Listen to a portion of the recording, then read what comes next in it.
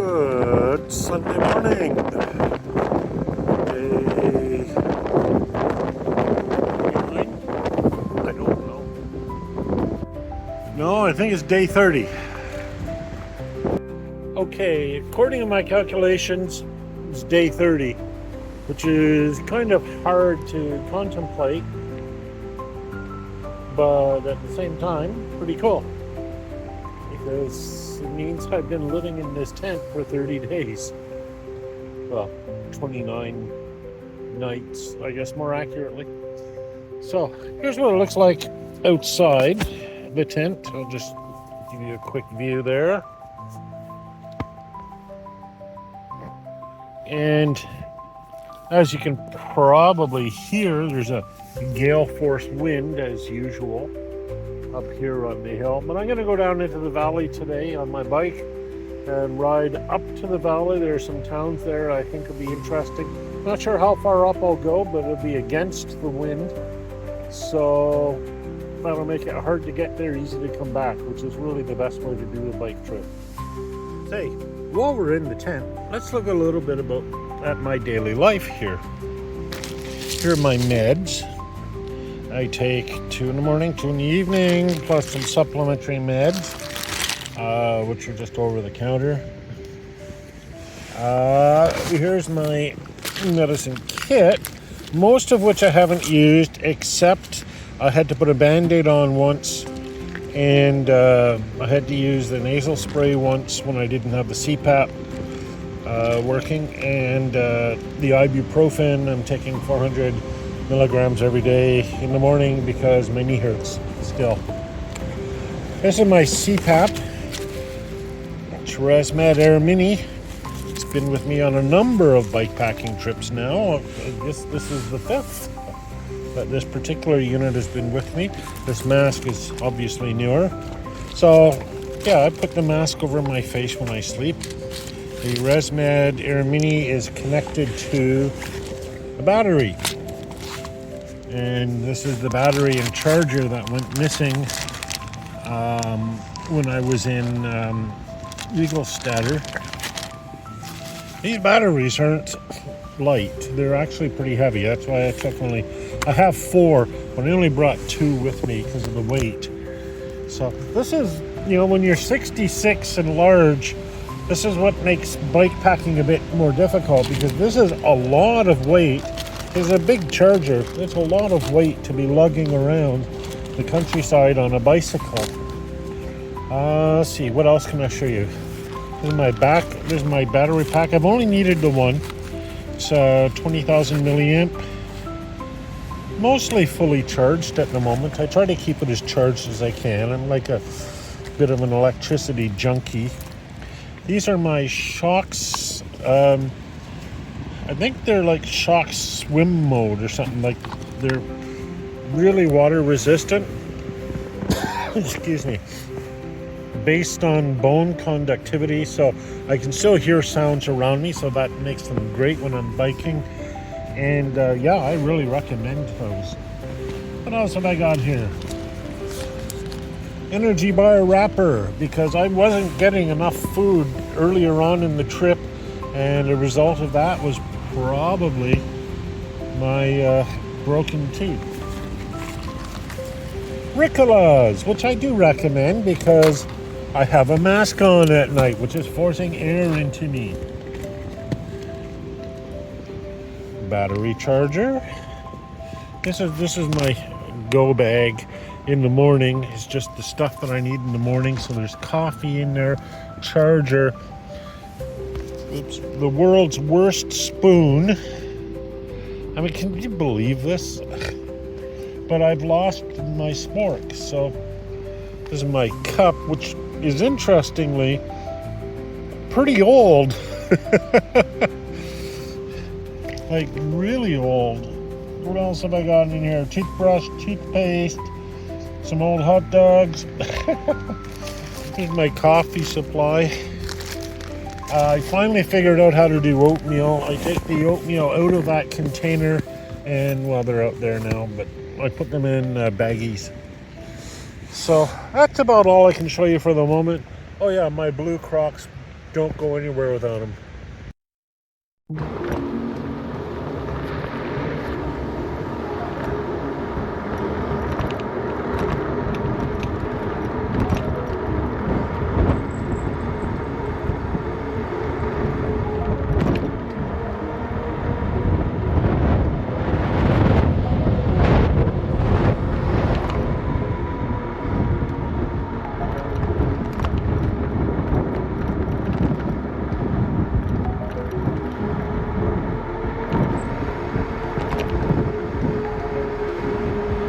Stay on your own side.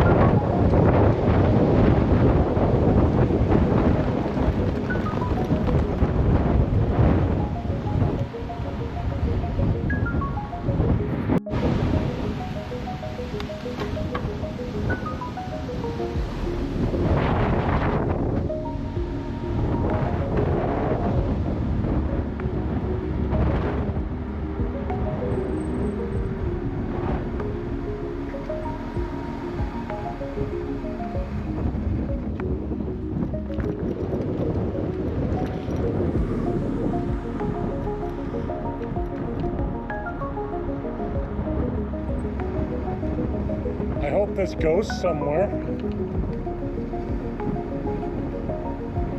And it doesn't.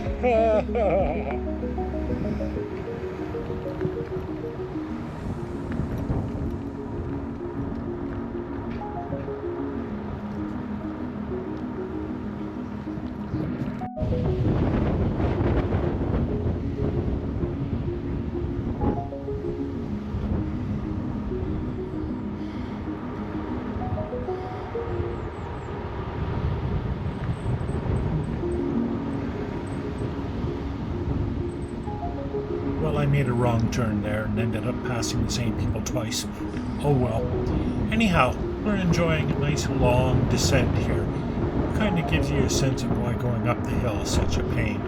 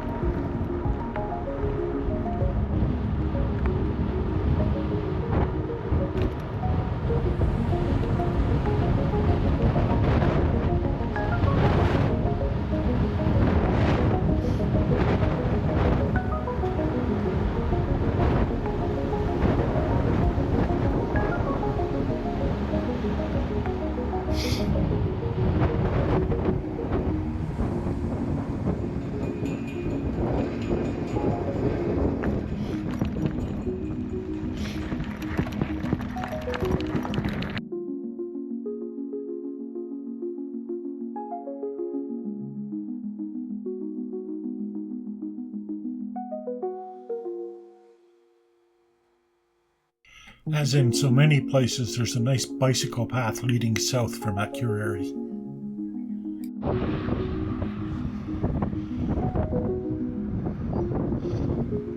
After a pretty short ride, you reach Hrafnagil, the town that celebrates Christmas 365 days of the year.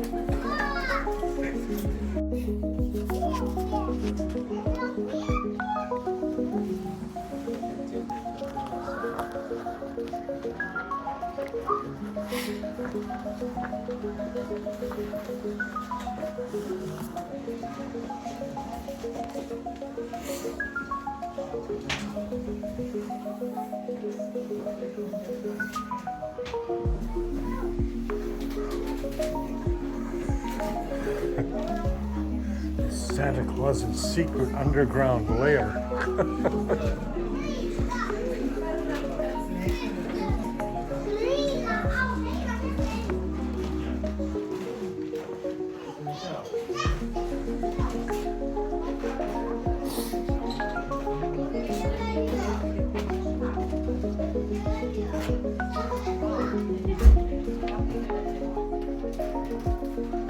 Sensory overload.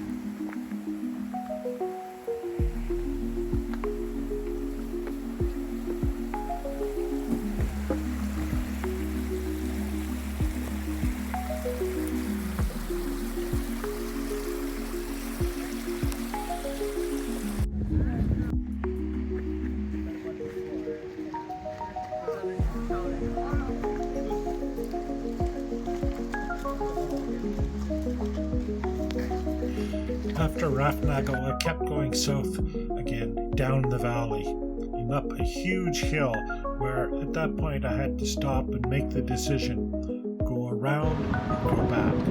I decided to go back, and that would make my ride around 45 kilometers for the day, and 400 and some meters climbing too.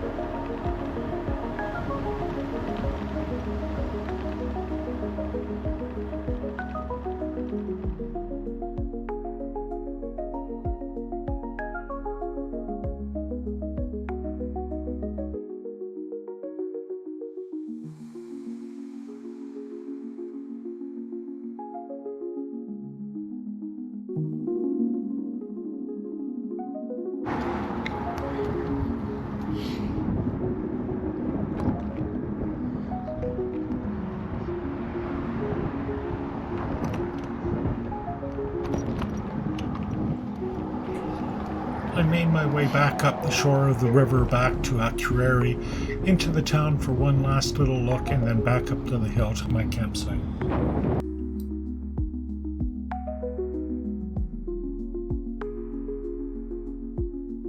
This was my last night in North Iceland, and though I wouldn't miss the campground, I would miss the area.